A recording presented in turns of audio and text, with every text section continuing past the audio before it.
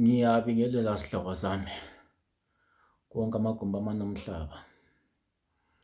Sesengudlozi khulu njalo okhulumayo, ngisisho ukuthi ngiyakuthanda nonke konke amagumbi amanomhlaba njalo. Angizange ngokuningi namhlanje. Ukukhona nje sifuna ukuthi sikuqondise okubili noma okuthathu okudingeka ukuthi abantu bakuzwisise mayelana ngomuthi. Ngithanda ukuthi abantu sizwisisane ezindimeni ezithile. Umuthi uyahlonishwa, and uma uhlonishwa umuthi, bantu bakithi, uma ngabe uthethe kimi, umuthi uyafika uwuphahlele, utsho ukuthi uthethe kubani. Awuphonge ufika nje ukubeka ulahlela njenge-grocery, noma ngabe usukhohliswa ngabangane bethi cha sambe siyophuza utshwala. Into engiyidingayo ukuthi wena ufanele uyenze into yakho ngoba usuke ulande umuthi ukuthi uyokusebenzela. Ingakho-ke fanele uyeke indima yabangani, landele imithetho esiyabe sikutshele yona, wenze lokho esiyabe sikutshele khona. Mangabe ungumuthi owemali, awuzivuleli wena isikhwama singazange sikutshele ukuthi ivula. Ufanele enye nenye into ulandele thina into esikutshela yona. Kukhona ukudla okuzilwayo, frankly speaking, kukhona ukudla okuzilwayo, nemithetho iyalandelwa. Umuthi awufani nephilisi ukuthi ufanele ulithathe ngoba kuthiwa uliphuze ekuseni, elinye uliphuze emini, elinye uliphuze ntambama, uthathe uphosele emloyeni bese uyaphuza. Nalo kodwa iphilisi linjalo nje, uyalandela imithetho yokuliphuza. Ma kuthe waqeda amaphilisi fanele uwaphuze uwaqede ngekhosi ethile. Ma into ongayizwisisi ngicela ubuze mina umuntu okunikezile. Uma ngabe ubona ngakuphendule ku-WhatsApp, ngicela usheshe ufone. Nginesikhathi, uthola ukuthi mhlawumbe ngesikhathi uyafona awungitholi ngoba ngisuka ngibhizi. Ngoba mina into yokuqala engithanda ukuyibeka, obami ubunyanga awufani nefemu ukuthi ngizoqhasha abantu abazosebenza nami, cha. Obami ubunyanga abuqhashelwa abantu.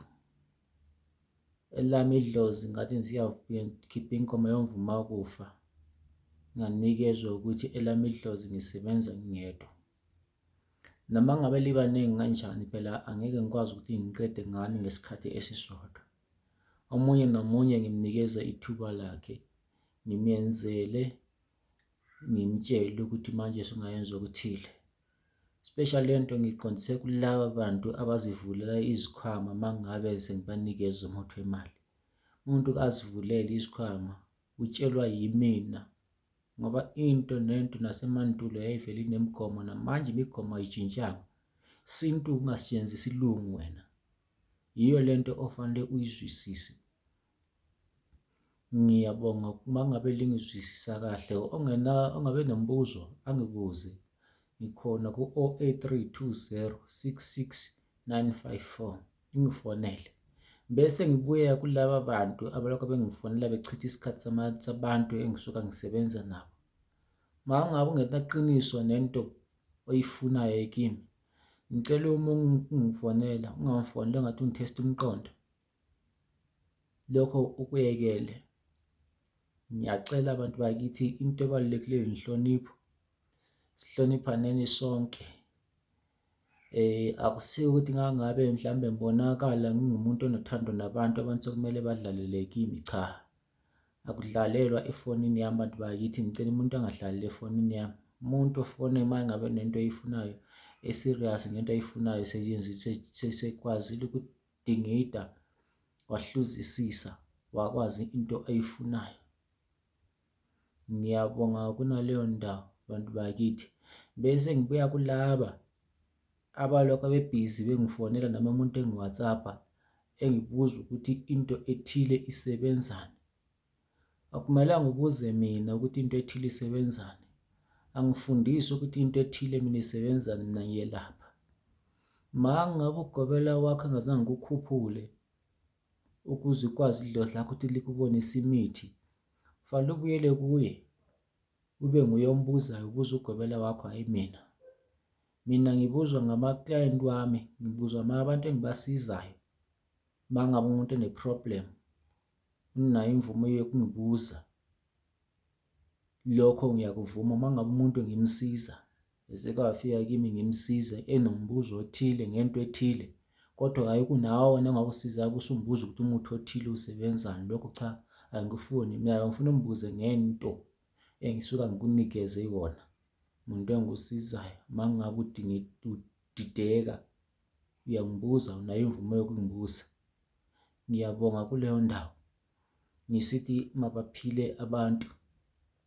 Ngiyeke ukuthi mangabe sininikeze imithi lihambe umuntu ayevuka entombini noma evuka emadodeni ebese egxeka thina mangabe simtshelile ukuthi angalali nendoda, angalali nomfazi.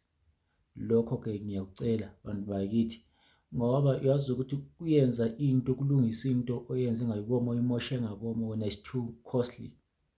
Kusasa kuyokhosta wena.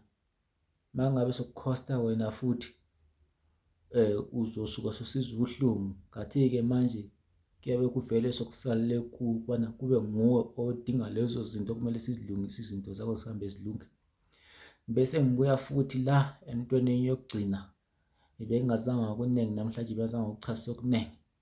Ngibuya kulaba abantu abangikweledayo. Ngicela abantu bakithi, mangabe ngikusizile, wangithembisa ukuthi imali yami uzoyiletha ngesikhathi esithile, ngicela uyilethe muntu wakithi, ukuze ngakusasa sikwazi ukukusiza mangabe usunenkinga. Inamba yami lokhu ithi 0832066954. Ngiyabonga abantu bakithi, imali ngizwa kahle. Ngisithi amadlozi anikhothamele, anikhothe, anilondoloze, anigcine nibe nenhlanhla konke amagumbi amanomhlaba. Amen.